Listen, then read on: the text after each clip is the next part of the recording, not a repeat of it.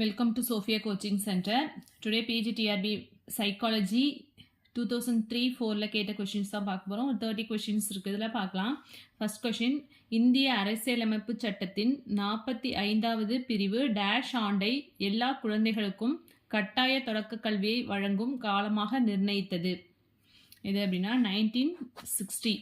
So option C தான் correct one. Next, பியாஜேயின் கோட்பாடு குழந்தைகளின் அறிவு வளர்ச்சி பற்றியது. பியாஜே அப்படின்னாலே அறிவு வளர்ச்சி பற்றி தான் வரும். Next third question,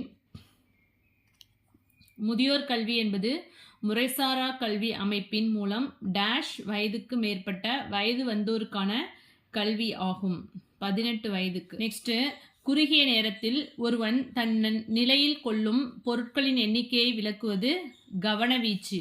so option D.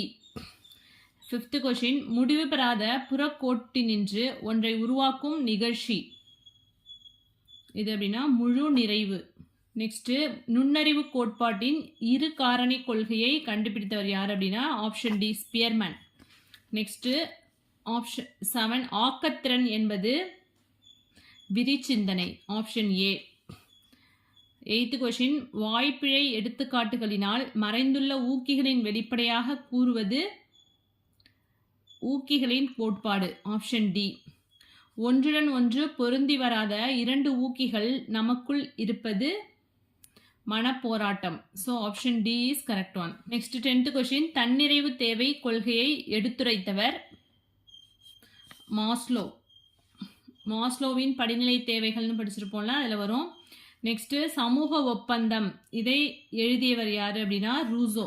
சமூக ஒப்பந்தம் அப்படிங்கிற நூலை எழுதியவர் ரூசோ.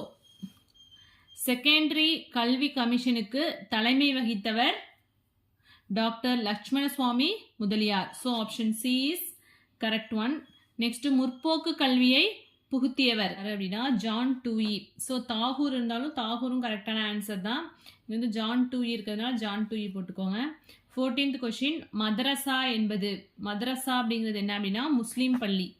நெக்ஸ்ட்டு 15th கொஷின், புலன் பயிற்சி கல்வி முறையை புகுத்தியவர் யார் அப்படின்னா ஏஎஸ் நீல்.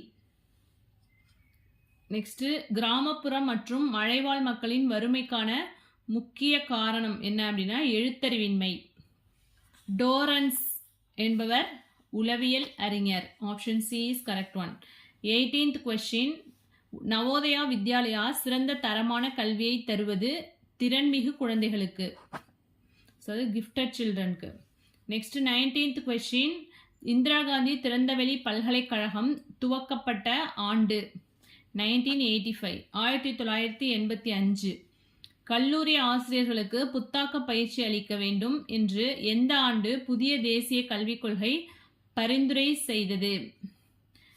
1986, 1986. தமிழ்நாட்டில் சைனிக் பள்ளி எங்கு உள்ளது? Amaravati. Option C is correct one. பள்ளி இணைப்பு மையத்திற்கு மாற்றாக செயல்பட துவங்கியுள்ள நிறுவனம் எது? DIET, D I E T. Next 23rd question, Terman என்பவரின் கூற்றுப்படி நுண்ணறிவு ஈவு 120 முதல் 140 வரை உள்ள மாணவர்களை எந்த வகையில் சேர்க்கலாம்? ஸோ ஆப்ஷன் பி, திறன் மிக்கவர்கள், ஐக்யூ லெவல், அதுதான் இங்கே சொல்லியிருக்காங்க. மக்கள் தொகை 24th கொஸ்டின், மக்கள் தொகை பிரச்சனையானது ஒரு சமூக பிரச்சனை. கொசுவினால் உண்டாகும் நோய்? Option D, malaria. உடல் எடையில் டேஷ் சதவீதம் நீரால் ஆனது? இது வந்து ஏஜ் ஃபேக்டர் வந்து டிபெண்ட் பண்ணியிருக்கோம். பட் ஜென்ரலாக கேட்டிருக்கிறதுனால இது வந்து 64% தான் வந்து நீராக இருக்கும். ஆவரேஜாக பார்த்தோம் அப்படின்னா 64 வரும். ஸோ அதனால் 64 ஆப்ஷன் எடுத்துக்கலாம் அதில். ஸோ உங்களுக்கு எதுவும் அக்யூரேட்டாக தெரிஞ்சிச்சு அப்படின்னா கமெண்ட் செக்ஷனில் சொல்லுங்கள். நெக்ஸ்ட் 27th கொஸ்டின், தேசிய ஒருமைப்பாட்டின் வரலாறு என்பது? நாட்டை ஒருமைப்படுத்தும் நாட்டு மக்களின் சங்கமிக்கும் உணர்ச்சிகள். So option A is correct one. 28th, முதியோர் எழுத்தறிவின்மை பிரச்சனையை தீர்க்க உதவுவது முறைசாரா கல்வி.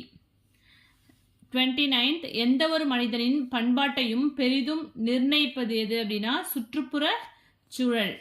2001 மக்கள் தொகை கணக்கெடுப்பின்படி தமிழ்நாட்டில் பெண்களின் எழுத்தறிவு டேஷ் சதவீதம் 64.5 64.55%. So option C is correct one.